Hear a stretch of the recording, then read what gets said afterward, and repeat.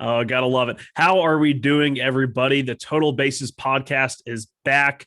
I know this isn't Felipe doing our lovely intro like he always does. He has continued to take off his little well-deserved 2 weeks. The last time we got together was right before Memorial Day. We had that early show, so we wouldn't have to do it Memorial Day weekend. And it feels like I've been gone forever. But no Felipe, but we do have friend of the podcast, Steven Carey. Steven was with us, I believe, once or twice last year, and it was an absolute blast having you on then. We really liked what you did when you came on here. So we figured, hey, no Felipe, we got to find somebody. You were an easy pick to go.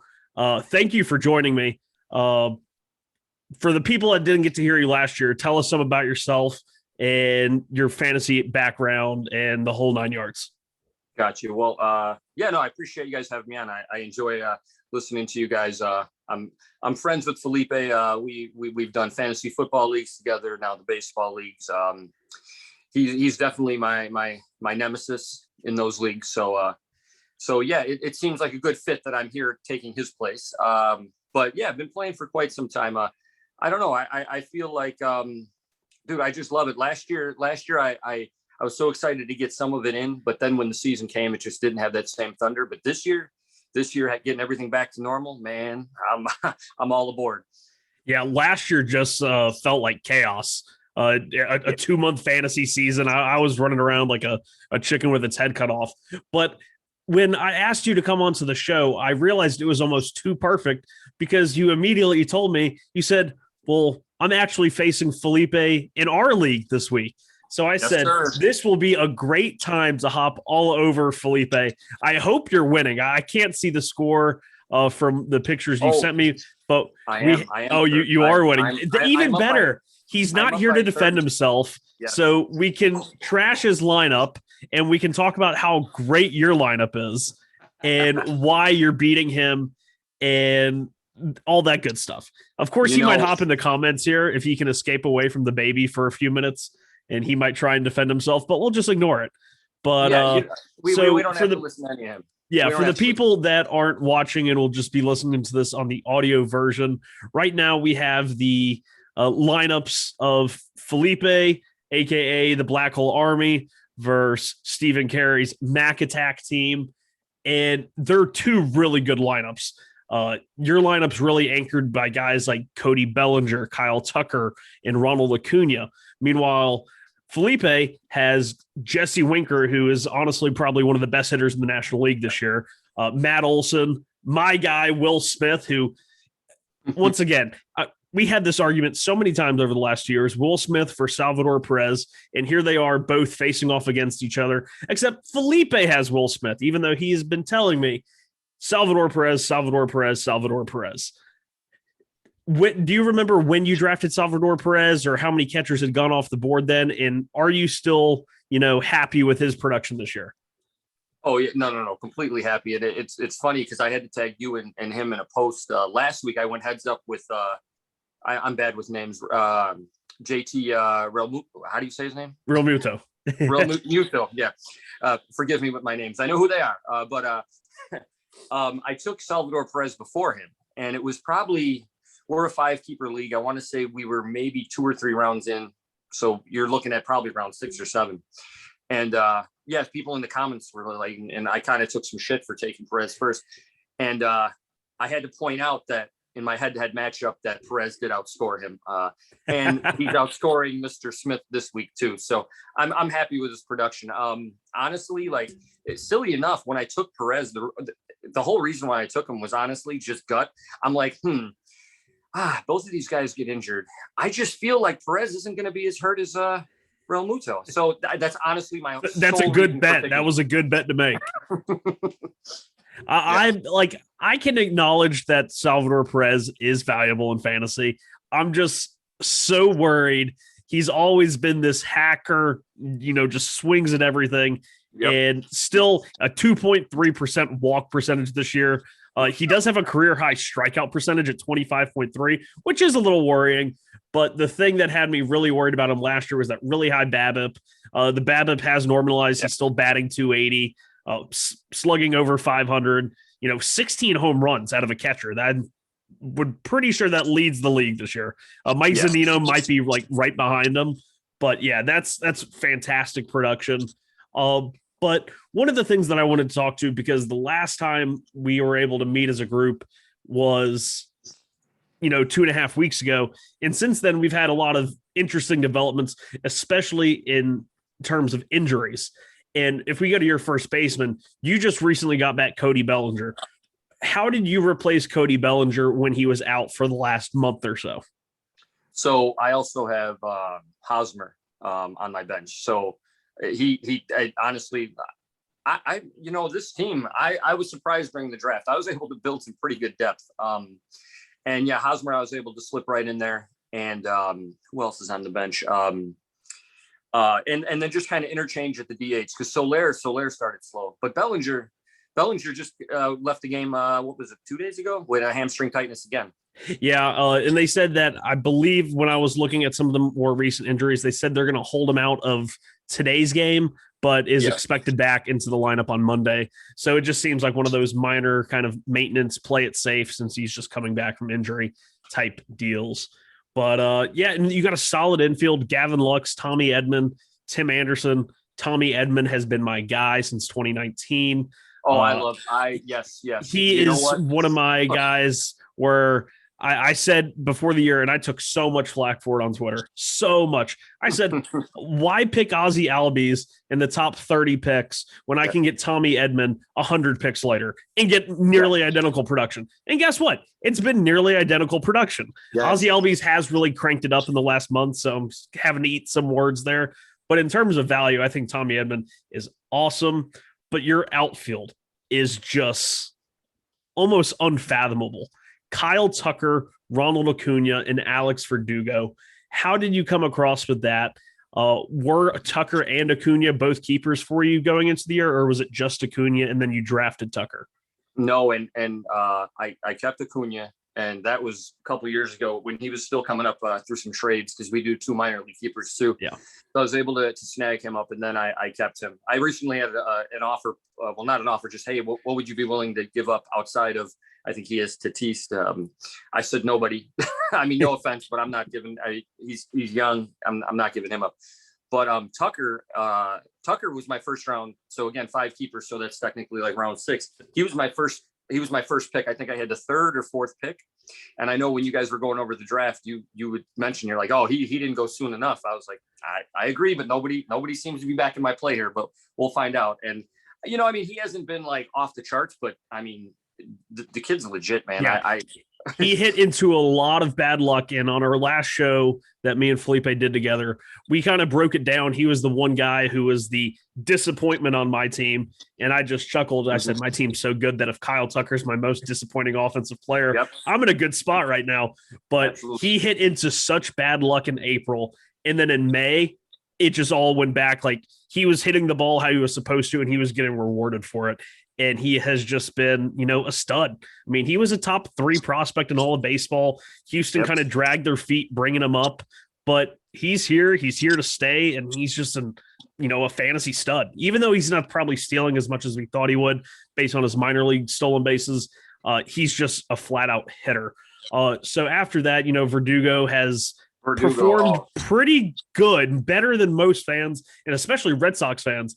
I know they said since the trade, they went back, and I believe Verdugo actually has a higher OPS, or it wasn't OPS, it was average and I think on base, than Mookie Betts since the time of the trade. I was watching a Red Sox game the other day, and they had, they were comparing the stats, and obviously Mookie's the better player, but he's off to a slow start this year. Verdugo's, been red hot. So it's not nearly a lopsided deal as people probably thought. I am going to get the pitchers up here. Verdugo, I was high on him when he was in LA, and they really weren't giving him too much playing time. He was like kind of spot playing it here and there, but then when he went to Boston and he was sitting on the board, I'm like, you know what? I like him in Boston. I think we're gonna roll with him. And he's been solid. Okay, trying to get this. There we go. Do we have the pitchers up now? Yeah. Okay. Yeah. There we go. Oh, well, that's Okay. Well, I can see it on my own. We'll just go by that right now. Zoom is not cooperating with me. But right now you have Barrios, Walker Bueller, Zach Wheeler. That is an awesome 1-2-3. But you've also fell victim to both Luis Castillo and now Jackson Cower. I'm not really sure the pronunciation of him. He's only got 2 innings in his first 2 starts, and he's given up 8 earned runs. It's brutal. Negative 10.5 points in this week's matchup. I brought him on. Basically, it was he had 2 starts this week. I'm like, oh man, this kid, he's looking pretty good. I'm like, 2 starts. Let me plug him in. And then Flaherty, like I said, he went down. So I was like, all right, plug him in. He's literally negative 10.5. He's doing everything he can to give Felipe the win. Yeah, he's got he's a plant by Felipe. I wouldn't put it past him. Yeah. But Zach Wheeler is a guy that I have in a 30-team dynasty. And in points, with how deep he is going into games, it's 7, 8, or 9 innings. It feels like every start. And that is just absolutely amazing. Now, one thing that he's not getting wins, he's still racking up points just based on the depth. And then he went 8 innings in his last start, and Hector Neris blew the save for him and blew his win. I was angry about that. And then Hector Neris goes and blows another save yesterday as well. We talked about Luis Castillo, me and Felipe did, on one of the last 2 shows when we were talking about disappointing players. And Luis Castillo was an easy target. But neither of us have Luis Castillo in a league. So I figured I would ask you, what has it been like being a Luis Castillo, owner who has him? Like, he does seem to have possibly turned a corner in the last few starts. He's still giving up like 2 or 3 runs. He probably, if they had taken him out after 5 in his last start, it would have been a scoreless outing. But they left him in a little bit too long, gave up, I think, 1 run. They took him out of the game, and he had 2 base runners, and both ended up scoring because that Cincinnati bullpen has just been brutal, aside from TJ Anzone. But your thoughts on Luis Castillo, and are you going to keep him next year? Oh, well, no. Yeah, he was my keeper. Him and Flaherty were my keeper going to this year. And ironically enough, he's a guy who Felipe was high on as well as I was. I mean, who wouldn't? I mean, everybody. Oh, he had great stuff. Nobody saw this coming, really. It was, but just this whole demise was just like out of nowhere. And I was like, well, I said, all right, let's keep him. And then he starts going, okay, a few rough outings. I'm like, all right. Then I think he had a 2-start week, and I was like, all right. And he just got murdered. And that now it becomes, well, this guy's got such electric stuff. You just expect him. When he turns it on, you're like, he's just going to go. So it's so hard to keep him out of your lineup because you're like, what's there. But I think I sat him last week. This week, again, I had no choice. I didn't have too many guys going, but he at least put a positive 10 points up on my scoreboard. So I'll take that. Yeah, better than the last few starts before that. You sit there and I was Googling, like, I'm trying to figure out, man, what's going on with this guy? Like, and nobody seems to have a good answer. Yeah, it's at the beginning of the year, it seemed like he kind of didn't have confidence in his changeup, wasn't throwing it as much because the command was off. And his other pitches, the fastball and slider, have always been somewhat iffy command. They've been good pitches. He just isn't consistent in his command with it. And if he doesn't have the changeup command, then he's lost. He's just kind of going up there guessing as a pitcher where the ball is going to go. But so there you go. You're in line to beat Felipe. Congrats to you. That's quick round of applause for you as well. But he's had a tough go in our league. I think he's the top scoring team, but he's only 5-5, or is he 5-5? Let's see here. He's real quick. He's 5-5. So I told him, I said I wouldn't. I mean, if he won this week, I'd feel better that he got over 500, but I don't think that's going to happen. Yeah, don't toss it to him. So no. with that being said, we've talked about some guys that you've dealt with injuries, but just in the last 2 weeks or so, we have seen so many players go down with injuries. And I just went through a small on ESPN's injury tracker and picked a few off, and there are some big names here. Nick Madrigal, done for the year, tore his hamstring. Yeah. That was brutal for me. And I know you as a White Sox fan, that just absolutely hurts to see. Especially, Nicky Two Strikes was my guy. I've since Double-A, I loved him. And he was doing so good. he finally got a barrel. We had the whole barrel alert watch going in baseball life. That was a whole lot of fun. There was some controversy because Jerks and Profar actually had a barrel like the day before Madrigals. We had to have a whole investigation, into who actually got it, the timing by the minute. But Marcell Ozuna, he got hurt, and then he did a little no-no thing, so he's gone for the rest of the year. Kyle Lewis tore his meniscus. He's out for the next 4 to 6 weeks. John Means, who is an early AL Cy Young candidate for Baltimore, he's out. Alberto Mondesi, we hardly knew you. He came in, was on the IL for the first 6 weeks, plays for a week and a half, and he's back on the IL.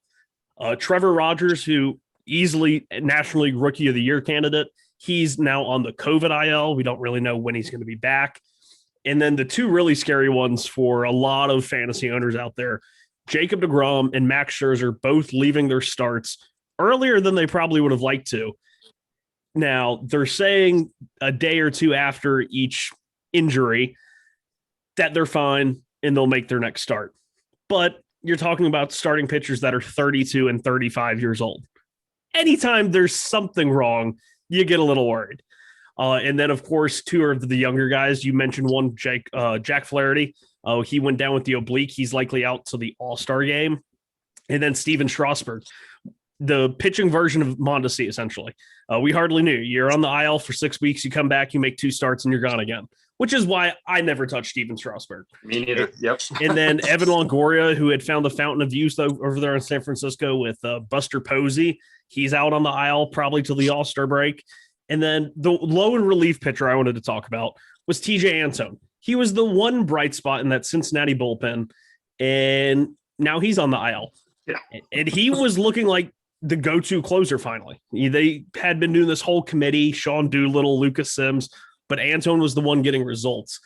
Of some of those guys, the DeGroms, Scherzer, Strasburg, Flaherty's, especially the pitchers, because pitching just seems to be in such a disastrous state. How are you trying to handle starting pitching this year so far with a lot of the injuries? Have you been lucky in that regards? Have you had to replace a couple of guys or what? No, I've been pretty lucky. Flaherty, obviously he goes down and that stung, but I have enough in the tank to run him out there. But I like to play the matchups because we can do the 2-star pitchers. So I try to look at the 2-star pitchers and be like, all right, well, if I got a guy down, let's plug this guy in. And that did not work out well for me this week. Like we talked about, negative 10.5 points. I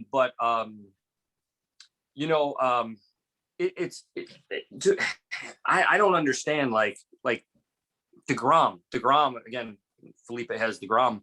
He gets hurt, but he scores 31 points. I'm like, and that was the greatest part about that start was, he left after 6 innings and only 80 pitches, and he had 11 strikeouts in 6 innings. Yeah. And then they said it was a right flexor tendon in his elbow. And this was the part that blew my mind was DeGrom said, yeah, I felt it earlier in the week in one of my bullpens. He said, but I felt like I could pitch with it. And he goes out there, throws a 1-hitter through 6 innings with 11 strikeouts. And it was noticeable. The velocity was down to 98 miles an hour. He threw one that was 96, and I thought my heart was going to fall out of my asshole. Pardon the language. I thought it was like, I said 96? Like, he hasn't thrown a fastball lower than 97, I think, all year. And a 96 came out there, and I was like, yeah, he's done after this inning. How insane is that? The guy throws 96. Especially, I remember his debut. He was hitting 94, maybe 1 or 2 95, 96s. But, yeah, that was wild. Hopefully he only misses the minimum amount of time because what he's doing this year is just bonkers. Absolutely bonkers. Insane. And hopefully Max Scherzer, he's a prime trade candidate, could really become, fantasy relevant if he goes to an even better team. Washington's sitting in the cellar of the National League East right now. Probably not going to get as many wins as he thought he was going to. But it's not all doom and gloom. I went back and I also looked at some of the recent injury updates of players coming back. And all of these guys have either already started their rehab assignments or are going to start one this week. Guys like George Springer, who coming fresh off the $150 million contract, has played a grand total of, I think, 2 or 3 games for Toronto. Yep. The Mets dodged a bullet. And I told people this. He's 31 years old. He has chronic leg injuries, and hasn't really been a primary center fielder for the majority of his career. Yet you want to pay him $150 million to be a primary center fielder when he's never done that. Yeah. But he is expected to come back. Of course, being still in the AL, he might get some time at DH. Toronto does have a lot of options at DH, though, with guys like Rowdy Tellez, Guerrero Jr., who's just been, the DeGrom version of hitting essentially this year. He's like an 1100 OPS. It's just insane.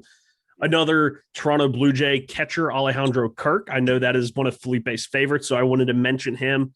A little pride of Tijuana, Mexico. He got moved to the 60-day IL right after he got injured with I think he tore his hip labrum, something like that. But he did just appear in his first game of extended spring training. I don't think he can come back till early July, but there is a path there, so he's on the way, as well as some other impact guys. Didi Gregorius, Luke Voigt, Jeff McNeil. Jeff McNeil starting his rehab assignment today. Didi and Luke Voigt are expected to start him on Monday, I believe. And then a few pitchers of note. With all those pitching injuries we just talked about, these guys are, really probably teams are going to rely on them. Fantasy owners are going to rely on them. Kenta Maeda, and then even a guy you have, Lance McCullers Jr. I have him in a league as well, and I'm waiting for him to get back because it's that 30-team dynasty. I've been ravaged by starting pitcher injuries, and out of nowhere, they just said, "Oh, we're putting him on the IL," and I'm like, "What?" Yeah, it didn't seem like nothing. Then all of a sudden, boom, IL. I was like, "Wait a minute." Yeah, and it was it's like 2.5 weeks, and I get they had Framber Valdez came back from injury. Jake Odorizzi came back from injury. So it's like they felt like, hey, we have these guys, might as well just put them on the IL. They can get a turn or two in the rotation. But and really even more interesting return was Zach Gallen threw 40 pitches in a simulated game, I believe, on Friday. So he's he's probably the most risky guy that, so many people got in the second round or early third round. And then we all thought he was done in spring training when he broke his arm, the pitching arm, and then he came back real quick. And then he goes back down on the aisle with a ligament injury in his elbow. And here he is. He's looking like he might be back by late June, early July. Could really help out a lot of teams. So of any of those guys, have you had come back on your own team, come back from injury and really help out? Or have you looked to fill it from the waiver wire? Honestly, I mean, a lot of it's just been more just filling from the waiver wire. I've been, knock on wood, while my 5, because it's 5 the keepers, I have yet to have them all on the field at the same time. Everybody's always hurt, but been able to manage. But Zach Gallen, I was trying to target him, and in one of my other leagues, I got him, and then when the arm thing happened, and then he went right back on the ice. I said, "Oh, that does not sound good." I dropped him. And now, I thought there's no way he's coming back this year. I'm like, no, he's done. And then somebody picked him up. So, I mean, it's still a risk. But in the league with Felipe, I don't know. Felipe might have him. I don't know who has him. But I remember in that draft, I was about to take him. And then somebody ahead of me snatched him. I'm like, well, I guess it all works out for the better. But yeah, but speaking of waiver wire, if you don't have one of those guys that we mentioned that are coming back from injury, hopefully soon, I didn't go. I'm not Felipe. I'm not as good as Felipe. I'll be the first one to tell you that. I did not look up these guys' ownership percentages on CBS, but just some waiver wire guys that are off to really good starts in June. Billy McKinney, he was the Mets acquisition after being DFA'd in Milwaukee. He has stepped right into the right fielder's job with Michael Conforto on the injured list. 10 of his first 13 hits as a Met have gone for extra base hits. He has like a 700 slugging percentage. Daniel Vogelbach has picked up the majority of the first base reps. And of course, we love getting Vogie with it. I mean, he is just like the little Chunkosaurus Rex over there. I saw him make a diving play, and then he slid into first base to like step on the bag. And seeing a man of that size do two athletic things like that within 5 seconds was the greatest thing I've seen in a long time. It was like watching Bartolo play defense, and that was always a fun thing to watch. But Vogelbach has picked up the majority of the starts at first base since Keston here forgot how to hit a baseball. Jonathan India, a guy who started off kind of slow, and then everybody rushed to Adam, and then he got hurt, and then everybody dropped him again. He's off to a really good start in June, still playing a lot. Granted, Mike Moustakas is one of those guys that is coming back from the IL possibly in the next week or so. I believe they think he actually might be able to be activated for the Monday series. Jorge Polanco in Minnesota was off to a brutal start of the year, but he's always been a pretty solid fantasy contributor. He's off to a solid start in June. He's been available in a lot of leagues that I've seen, especially, the 10 and 12 team leagues. But if you just lost Nick Madrigal, Jorge Polanco, or Jonathan India, or Jonathan Scope, the next guy on my list here, would all be great replacements for someone like Nick Madrigal or Alberto Mondesi on your middle infield slot. Any thoughts on any of those middle infielders, the Indias, Polancos, or Scopes? I can't touch Scope because every time I touch him, he just falls off the earth.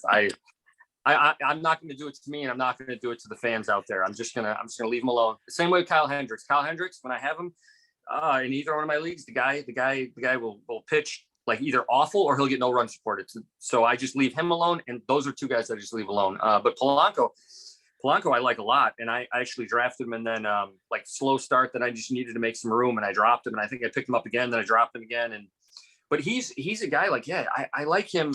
Like if I had room for him, I mean, I like him a lot. Like he just fills in. He does just enough almost in every when he's hitting and when he's on. He does just enough in every little category.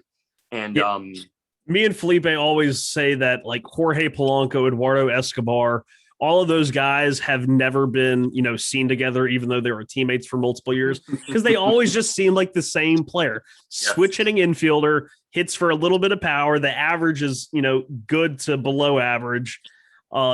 And they just kind of just do their thing. It's the weirdest, most under the radar type guys. The slash line for the total year so far is 251, 320, 447. Not great, not terrible, but it really has come on in the last couple of weeks. Before that, he was struggling, but hey, if you need a middle infielder, ride the hot hand. He is one of them. And then a couple of outfielders to go with Billy McKinney. Miles Straw, who a lot of fantasy owners drafted thinking he could possibly lead the American League in steals. Always had a high on base in the minors, really fast player, and he just never got started this year. Off to another solid start since the beginning of June, since the calendar flipped, which was when I looked at a lot of these guys, I wanted to see how they did before June. Almost all of these guys were, under a 100 weighted runs created plus, meaning they were below average hitters. And then since the calendar's flipped, they've been really, really good hitters. And of course, it's only been a sample size of, 10, 12 games. But sometimes it's just a mental thing of, okay, new month.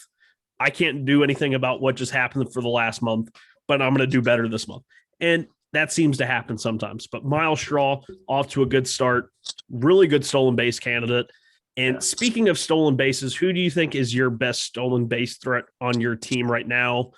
In a points league, it's not as important, but, depending on how you guys score stolen bases, they can be very valuable still. Yeah, I think stolen base wise, I thought Tucker would be, up there, but he hasn't stole as much. But Acuna, and then actually Tim Anderson. Tim Anderson's been, I think he's got like 12 steals on the season. Yeah, and I believe Tommy Edman, he has like 11 or 12 as well. So, and I'm telling you, Edman, and the fact that Edman, and what kills me is people don't look at him, but he's got eligibility at second, third, short, like right field. I'm like, this guy's perfect. Yeah. This guy is perfect. Yeah, he saved me last year. When Paul DeYoung went down with COVID with like half the Cardinals team and they moved him to shortstop. He picked up shortstop eligibility when I had nobody with shortstop eligibility in a 30-team league. Like I think the only player that was shortstop eligible and on an active roster was Santiago Espinal for the Blue Jays. He's like the 7th infielder. And I was like, I would rather just have no shortstop than have to start him. So when Paul DeJong went down with COVID or injury, or whatever it was in 2020, Edmund played a lot at short, picked up that eligibility for last year and this year. Ended up flipping him over to Jacob Moses to get Carlos Correa. It's a deal that, Carlos Correa's really turned it on since May. Tommy Edmonds been great for him, though, so it really has been a win-win trade for both of us. And then the last outfielder we'll talk about, and it's hard to call him an outfielder, but that's where he's playing and he is performing, is Miguel Andujar of the Yankees, who's picked up a lot of playing time in left field. He has done a pretty good job. We always knew he could hit. He's just one of those guys that throws the bat and finds the ball consistently. That will play. The issue was always going to be, how do you get him at bats? He couldn't play third base. Aaron Boone does seem really impressed by his improvements in left field. For the year, his slash line, he's batting .270 with a .430 slug, 5 home runs, 8 RBIs. Not great, but, it is what it is. He's only rostered in 22% of the leagues. Yeah, you're talking about a guy who's getting consistent at bats now with some of the injuries in that Yankees lineup and some of the inconsistent play of guys like Clint Frazier. So he's going to get every opportunity in a very loaded Yankees lineup. And if he's only rostered in 22% of leagues and you just lost somebody like one of the guys we just mentioned, like Marcell Ozuna, or I don't think we had any other outfielders, but if you just lost Ozuna, Andujar might not replace all of that production, but he's going to replace some of it. But you could do much worse. Looking at his numbers, we laughed at Salvador Perez's like 2.3 walk percentage. So far, Miguel Andujar is at 1.9%, meaning he has a 270 average with only a 282 on base. Jesus Christ. So maybe in an on-base league, you can find somebody else. It's really something else there. But so we've looked at, some of the guys that have gone down, some possible replacements. Hopefully some reinforcements are on your guys' teams coming back soon. I like, and again, I'm going to butcher the name, is Willie Adames. Adam? I call him Adam. Willie Adames. Yeah, Adames. Yeah, he was a guy, top prospect, and he always said, and when he played in Tampa, his road splits were always better. And he said, I don't pick up the ball at the Trop. He said he couldn't see it. And that was always reflected in the splits. And since going to Milwaukee, he's been a totally different hitter. I mean, they almost line up with his career road splits. And he was always talented, always had power, always walked a good bit. But he's been a real, I'm glad you mentioned him. He's another guy that has really turned it on since, being traded to Milwaukee. In CBS, he's only, I think he's only rostered in like 39% or 40%. Wow. Which was crazy to me because I don't have the room for him, but I would pick him up in a heartbeat because and I was reading his road splits. Like they said he would have it, like he was on pace for like a 290 average with 30 home runs. if he played full seasons and it was on the road away from Tropicana. So, like you said, the guy was a top, what was he? He was top. Yeah, he was like top 5 or 10 when he was a prospect. Yep.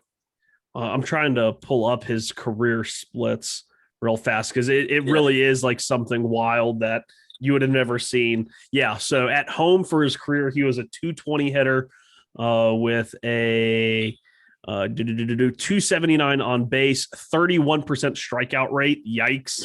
And a 357 slug that put him at a 79 weighted runs created plus. So 21% worse than league average, but on the road, 10% walk rate, 27.8 strikeout rate. So still kind of high, but a 295 average, 370 on base, 495 slugging, 132 weighted runs created plus. So, he doubles his production when he was on the road. So definitely a guy who I think we all assumed Adames was likely to be traded this year with, Brujan and Wander Franco, right there on the doorstep. But I think he went into one of the best possible situations, a hitter's park, like Miller, whatever they're calling it now. It's not Miller Field or Miller Park. That's unfortunate. it's a American Family Center or something like that. Nothing's worse than Guaranteed Rate Field on my south side of Chicago. So nothing is worse than that. So. But yeah, I'm glad you mentioned him. He is another guy that could definitely fill in if you have injuries at shortstop or in the middle infield. I was surprised he wasn't rostered more. I was shocked. I was like, yeah, wow. for sure, especially after the trade. Yeah. But what I wanted to spend the majority, we're about halfway through already anyway, but was focusing on like 3 or 4, quote unquote star players that started off the year and really had fantasy owners freaking out. And I think the one guy that we could start off with would be Matt Chapman, who has always been teetering on the brink of being a really great player, but also slipping down into being a very bad player. He had some bad habits, lots of swing and miss, lots of chase. He did start walking more, but once he started walking more, he worked deeper counts. The more times you work deep counts, the more you strike out, which when you have contact issues, that doesn't really work out well half the time. But before June, he was batting 198, 308, and 332 slugging. The walk rate was high at almost 14%. Strikeout rate was over 32% though, which is, not good. But I think the most worrying thing for him before June was he had an 88.4 average exit velocity, which is insanely low for Matt Chapman, a guy who was always towards the top of the league in average EV and barrel rate and everything like that. Of course, the defense was still great, so he's going to play every day, and it's Oakland. But a lot of people were really worried. He was dropped several times in the Baseball Life Fantrax League. Oh, wow. Yeah, the first time he was dropped, he actually cleared waivers. Nobody picked him up. And then I went back, and it was like on a Saturday or a Sunday, and I was looking at all the transactions for the week, and I saw where Aaron Zook picked him up, and I said, Matt Chapman was a free agent? I said, this man cleared waivers. Nobody got him. And then finally she dropped him. I caught it this time, and I added him to my team, but I have nowhere to play him because I have Jose Ramirez and Yoel Moncada playing third base and corner infield. And then my utility slot has been filled by Yordan Alvarez and Shohei Ohtani. So I have him just in case he gets hot, which is what it kind of looks like he's doing now. Since the calendar flipped, 306 batting average, 357 on base, 472 slugging. The walk rate has dropped a little bit, but so has the strikeout rate, which would lead me to believe he's probably being a little bit more aggressive early in counts. Mm-hmm. Now, there is some still worry. He has a 400 BABIP over that same time period. And his expected stats are 254, 318, 458. So batting average is likely to fall a little bit, but the average exit velocity is bumping up a little bit, which is probably a good thing for him as he's trending up. He's hitting the ball harder and getting rewarded for it. So definitely a guy to keep an eye on. Your thoughts on Matt Chapman, just as, a fantasy player in a points league, like the league you're in with Felipe. I think he does lose some shine because of that high strikeout rate. Yeah, especially with the negative points. Yeah. I just have always looked at him as somebody that, like you said, he's always on that like that seesaw where it's like, all right, we're going to go either way with you. And for me, at least with him, it's always been like, there's just better options. You know what I mean? But that potential is there. Like you're just like, he could so easily be a 30 home run, 100 RBI guy. Yeah. And it's just, he's going to play because in real life, he's a great in real life ball player because, he's the best defensive third baseman we've probably had in the last 10 years. I would argue better than Arenado in his prime. I might get, crucified on that hill, but that's me. But it's so, when you see a hitter like that, like a younger player who's dealing with a lot of the same things right now in St. Louis, Tyler O'Neill hits the ball extremely hard, whiffs a lot. I mean, when he hits it like a damn nuclear missile. But he's like in the second percentile in whiff rate. And all it takes, if they don't walk, which Tyler O'Neill doesn't walk, Matt Chapman walks a little bit. But if you're whiffing a lot and your chase rate, just goes down, 10% or technically up 10%. And a lot of things can go wrong because then you start getting behind in every at bat and you start swinging at everything. And it's such a precipitous place to be in owning a player like that. Well, yeah. And Chapman, I mean, if you looked at some like the splits and stuff, it seems like he goes through these periods where he explodes. Yeah. And then it's like, all right, now we're back down here. The inconsistency is what really, I mean, from like you said, real life, great, but fantasy, man, it's just, there's just in my eyes, there's just so many better options that you can, put in there and let it ride, and you're going to get consistent production. But then again, he explodes and you're kind of like, man, this is what we're talking about. And then nope. Yeah, I mean, and we kind of saw this with him in 2019, the last full season. In the first half, he was awesome. 270, like 360. Wasn't he like 360 something at one point in one of those months, or like something ridiculous? I was like, geez. Yeah, he had the first 3 months, 945 OPS, 865 OPS, 919 OPS. And then in July, dropped to 683. Yeah. He had a hot August, back to 907, but ended pretty poorly. And for the second half as a total, he was a 222 hitter with a 26% strikeout rate. So we have seen, these ups and downs from Matt Chapman before. He is a guy that I wanted the Mets to trade for him more than I wanted them to trade for someone like Francisco Lindor, who, what do you know? I segued that as best as that was Felipe. That was Felipe-esque right there. So another stud, fantasy stud, has been for 5+ years, and gets traded, gets the giant extension, and for the first 2 months, he's a 198, 293 on base, 308 slugging. But I always thought his offense was a bit overrated. Everyone would see the 30 home runs and be like, wow, he's a 30 home run hitter. He hit 30 home runs and 30 doubles, and he stole 15 bases. That's awesome. But his offense always seemed to be so reliant on the extra base hits. And if he ever lost the extra base hits, or if they just turned it into more singles or more doubles, he never really got on base a whole lot. His career on base in Cleveland, I believe, was around like the high 330s. It was, pretty average on base. And it was always that 500 slugging, combining all those extra base hits that kept him afloat. But as a Met, in his initial struggles, it was the complete opposite. He had an 11% walk rate. He still wasn't striking out. The strikeout rate was under 16%. But he had a 217 BABIP, which makes you think, whoa, yeah, that's not right. But even when you watched him, you're like, something's not right. It's not just bad BABIP luck. He was lunging. He was out front. The timing was just so off. And I had never seen Francisco Lindor look like that. It was a very odd thing to see. The average exit velocity was only at 87.5 miles an hour, which is even lower compared to his, normal around 89. He wasn't hitting line drives like he's always done.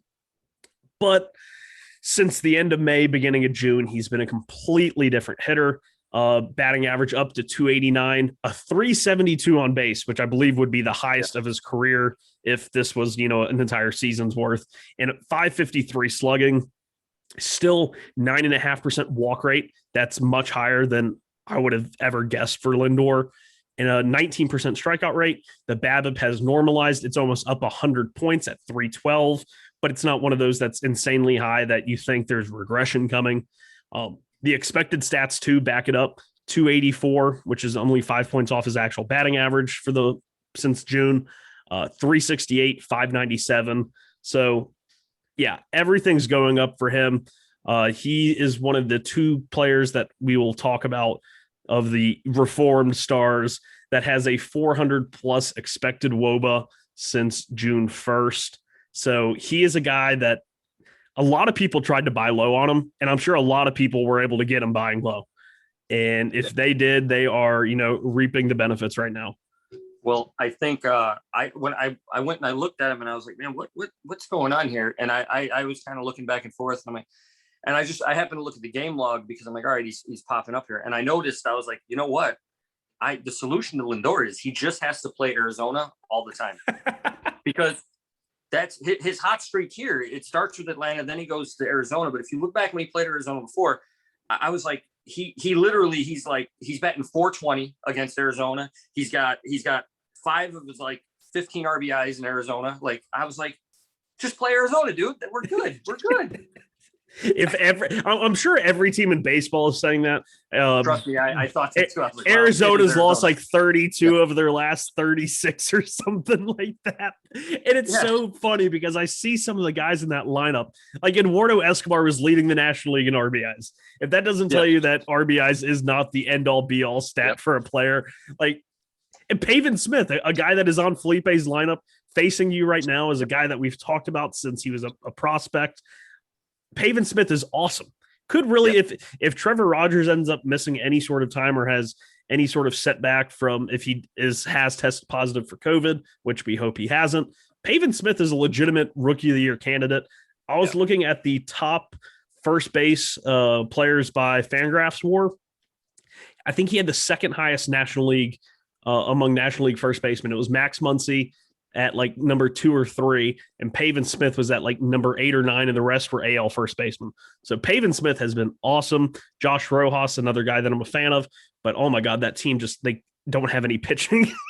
You look at their bullpen, and you're like, oh God. You know what? Hold on one second here. Okay, you are all good, man. So yeah, we've just to do a slight recap.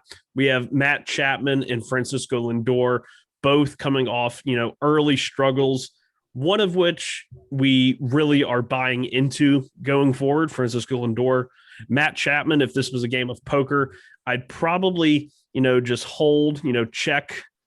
But going forward, you are all good, Steven. Kids, man, kids. But the next guy on our list is a former MVP. And I saw this tweet, which really made me want to add him to the reformed stars list. And that's Christian Yelich. Yes. This is from Cream City Prospects. This is from Cream City Prospects on Twitter. I want to give him his shout out. I'm always so terrible about doing that. I'll remember a tweet I saw, and Felipe will say something. I'll be like, I saw that tweet. I have no clue who said it, though. But I saved this one. Christian Yelich started his 28th game of the season yesterday. His first 28 games started the season as compared to his first 28 of his 2018 MVP season. 2018, 28 games started, 124 plate appearances, 4 doubles, 1 triple, 3 home runs, 773 OPS with a 346 BABIP. In 2021, 28 games, 124 plate appearances, 3 doubles, 1 triple, 3 home runs. So identical amount of triples, home runs, identical 773 OPS, in a BABIP of 345, which is 1 point lower than what it was in his first 28 games in 2018. This is like Chris Davis-esque, right? Like, it really is.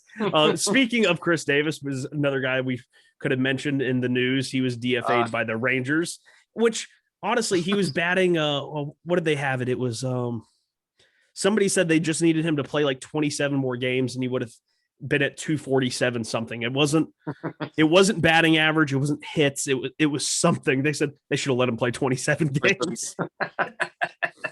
But no, Christian Yelich is a guy who, among all of these guys, probably struggled the least before June. And that was because he had a 386 on base, but only a 333 slugging.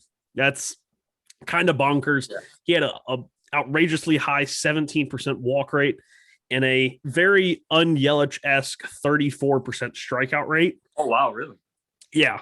A BABIP of 415. So when he was putting it in play, he was getting pretty lucky. He was hitting the ball hard, 90.4 average exit velocity. But the issue was, and this is what kept his slugging down and his batting average on the whole down, he had a -1 average launch angle. He's just pounding it into the ground. He's not lifting the ball. He's not hitting line drives, which is really, his game.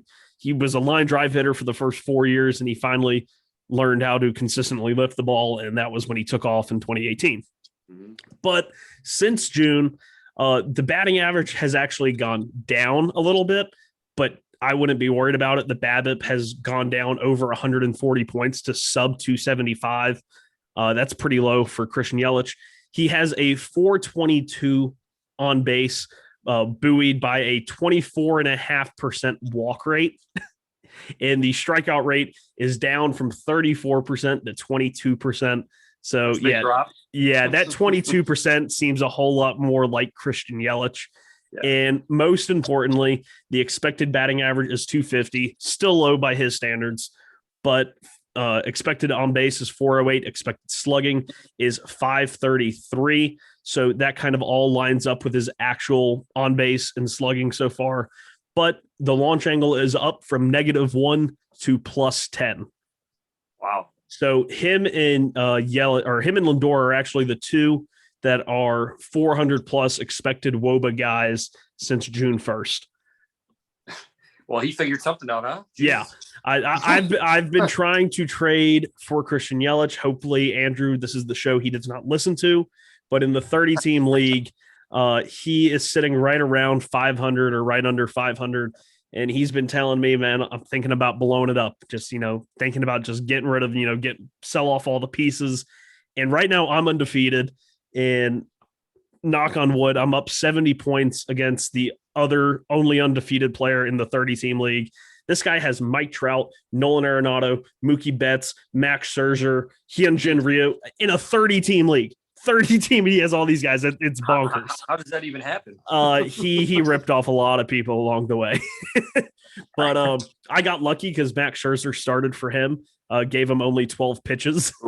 Hyunjin Ryu gave him negative points. Jackson Cohort gave him negative points. So I've lucked out. Mike Trout's on the injured list for him. But knock on wood, I can hold on to that lead. Yeah, but you can get some reinforcements with Yelich there. Yeah, that would be awesome. I'm trying to play on his Mets fandom. Andrew O'Sullivan.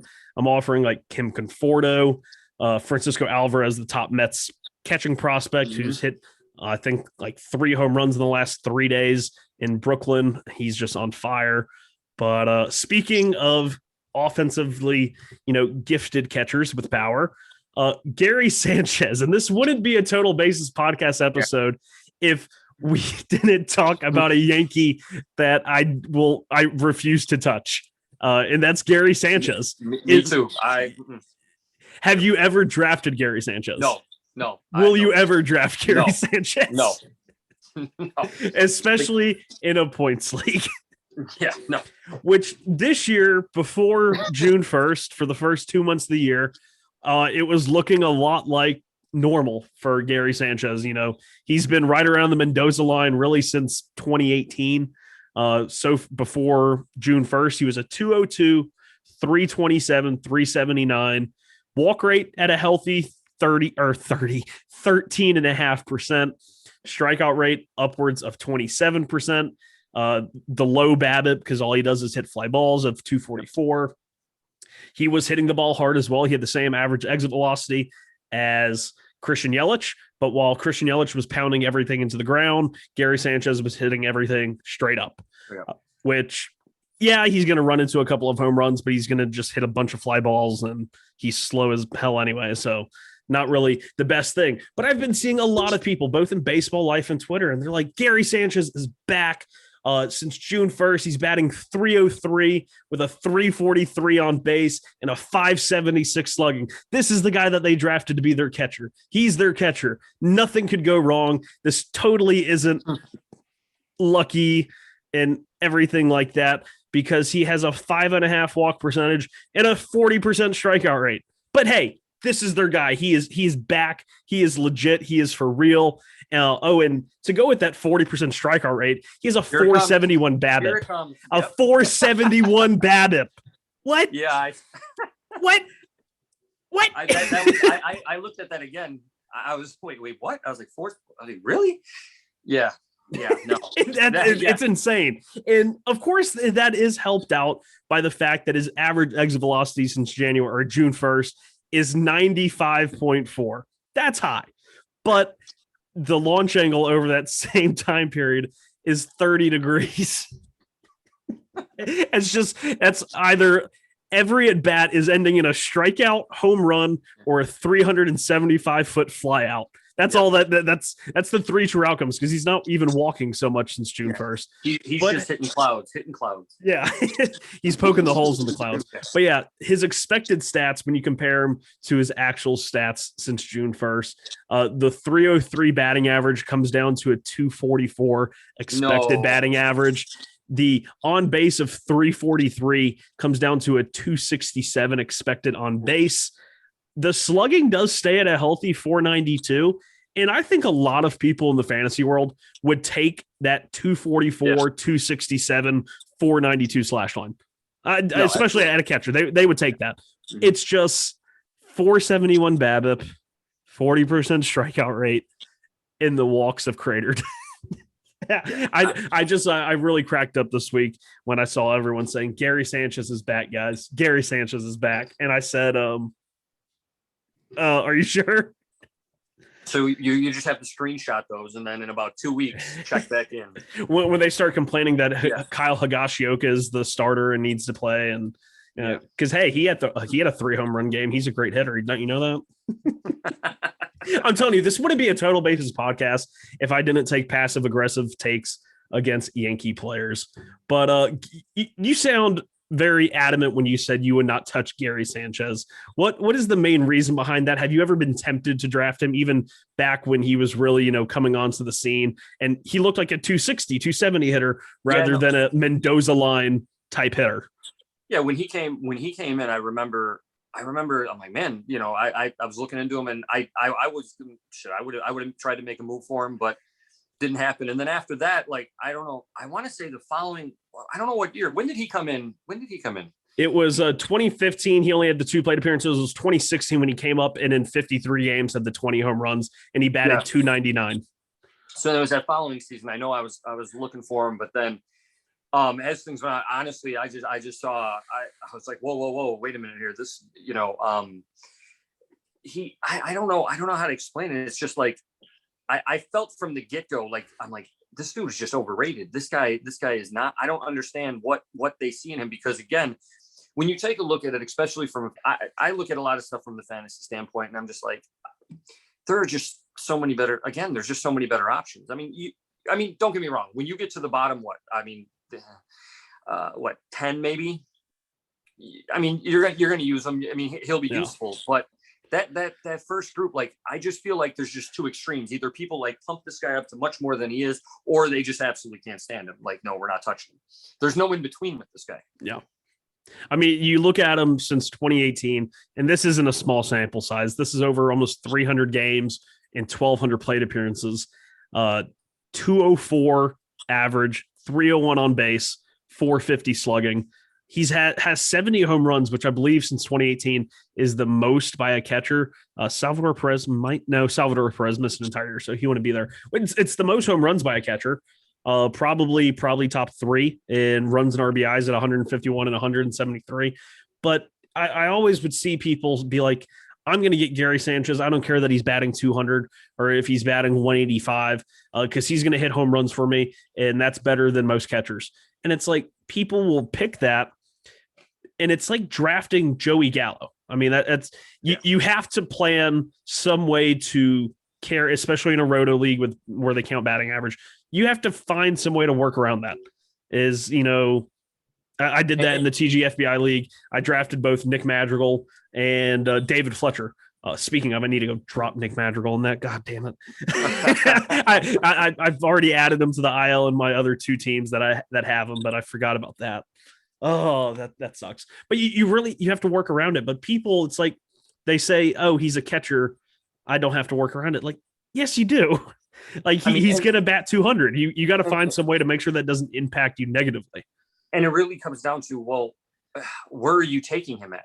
Like, where are you going to take him at? Like, that's really what I look at too. And I think maybe that's more of the aggravation is I see people like, like, I feel like he always goes way too high. Like, and again, you have to work around I mean, in points leagues, I mean, you have to work around it. Like, there's no doubt about it. I mean, yeah, okay, it's a catcher, but you have to offset. Man, even after multiple years of being, around the Mendoza line, he still goes as like a top 5, top 6 catcher. And it's like people will They love putting themselves out there because they think they might get the rebound Gary Sanchez that hits 280 with like 40 bombs. And if you draft him and he does that, then yeah, that's a league winning player right there. But Absolutely. if you look at the top three catchers according to F4, and I'm pretty sure they're the top three in terms of WRC plus as well. You look at Buster Posey, Omar Narvaez, and JT Realmuto, and Yasmani Grandal, and his 163 batting average has the sixth highest WRC plus. I absolutely love that. I'm trying to get it where his WRC plus will actually be higher than his batting average. He's almost there. He's almost there. 163 average, 140 WRC plus. We're going to really push for him to get there. But Omar Narvaez was a guy that I would get free the last like 3 years. Yeah. He'd be at the end of a draft, and he was always a good hitter, going back to the last season with the White Sox. And then he went to Seattle and he hit, and he would just sit there at the end of drafts. And especially in a two catcher league, I would pick one, like a Will Smith or somebody boring, and a couple of guys at the time. Carson Kelly, I've picked a couple of times in two catcher leagues. And then I would get Omar Narvaez for like in the last round.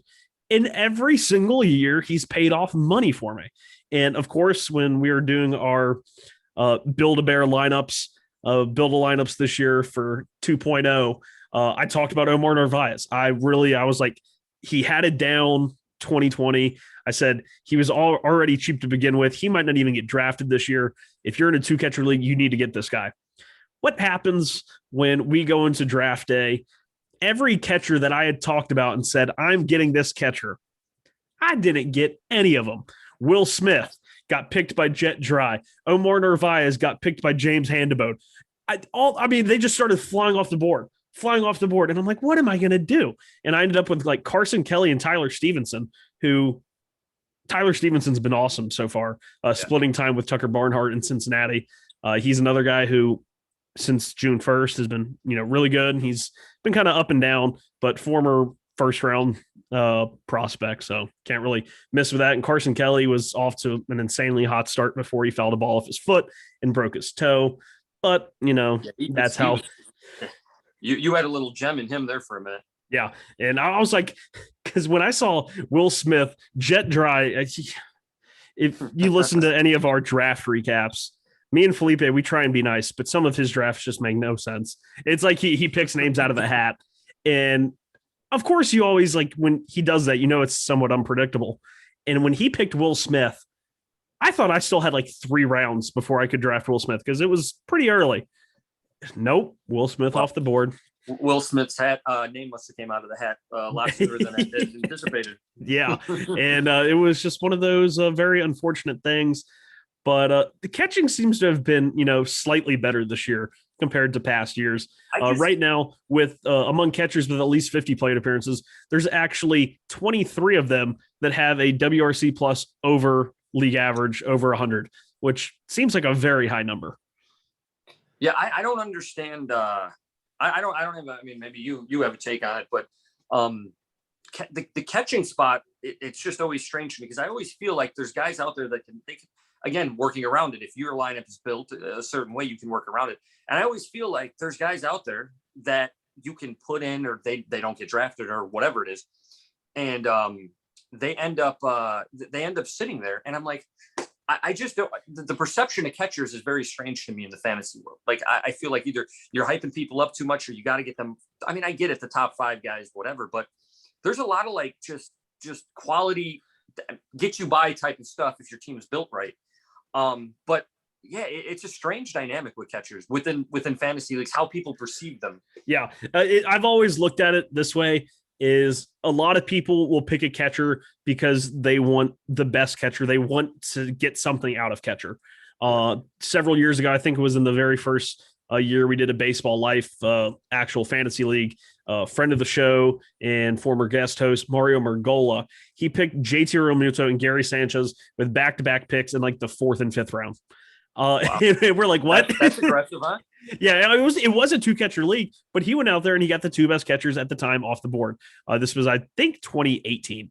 But it was like, wow, he really did that. Like, how many other hitters were available that were probably far more reliable and going to play far more many games. And so my strategy when it comes to catchers has always been find somebody that is going to suck the least and hurt me the least. And just like a baseline, I'm not going to go shoot for the moon and use a really high pick to get a catcher. That just it's courting disaster.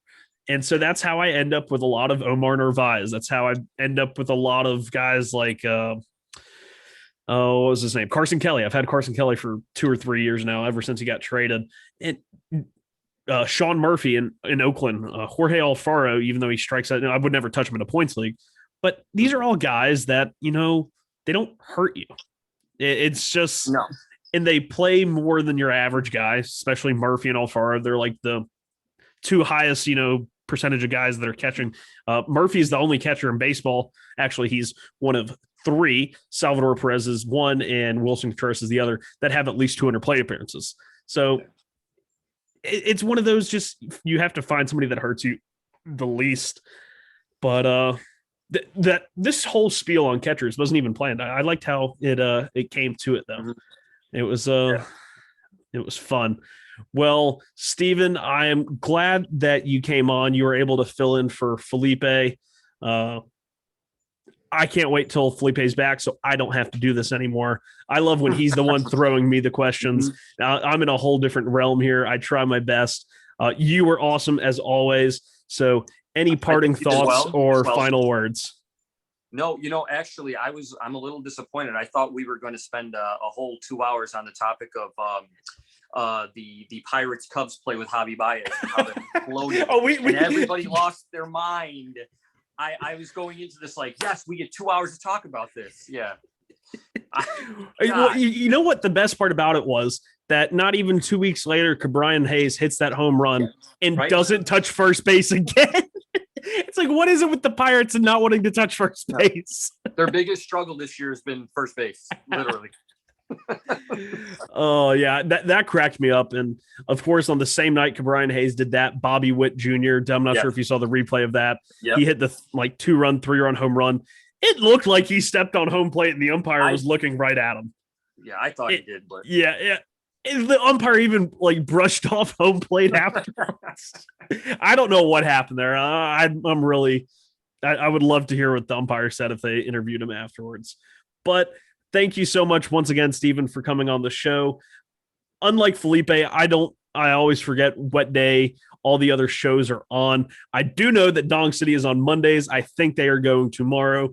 Be sure to tune in to them. I'm sure they will have some replies to our Gary Sanchez and Miguel Andujar takes. They always do. And then later on in the week, we have the Step Back with Jacob and Leon. Almost forgot Leon's name, as the basketball playoffs wrap up. And as well as Matt and Randy on the Audible. I believe they're going on Fridays now, Friday afternoons, Friday evenings, as we talk about, some of the OTAs, mini camps. Julio Jones got traded. That was the kind of the big news in the NFL world. But be sure to check out all of our other life groups: Basketball Life, Baseball Life, Wrestling Life. Forgot about that one. They have their own podcast. Corey Richmond, he's awesome. He's been on the show several times. So be sure to go out there and give them your love as well as us. For the Total Bases podcast, this is Sean and Steven. Thank you for joining us. Everyone, have a good one.